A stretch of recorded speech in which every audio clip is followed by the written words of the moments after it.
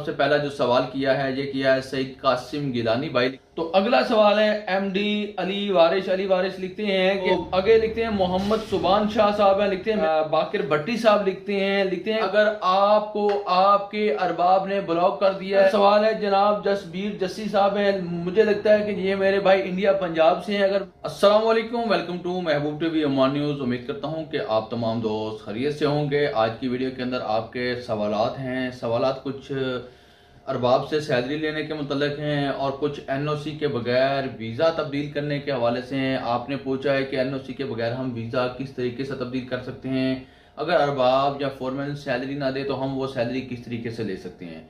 तमाम तर सवाल के जवाब आपको देने की कोशिश करूंगा। इससे पहले कि आप मेरे यूट्यूब चैनल महबूब टीवी के ऊपर नए आए हैं तो आप सब्सक्राइब कर लें, साथ लेकर बेल के आइकन को लाजमी प्रेस कर लें ताकि हमारी हर आने वाली वीडियो का नोटिफिकेशन जो है आपको बर वक्त मिलता रहे और आप रहें ओमान न्यूज़ से हर लम्हा बाखबर।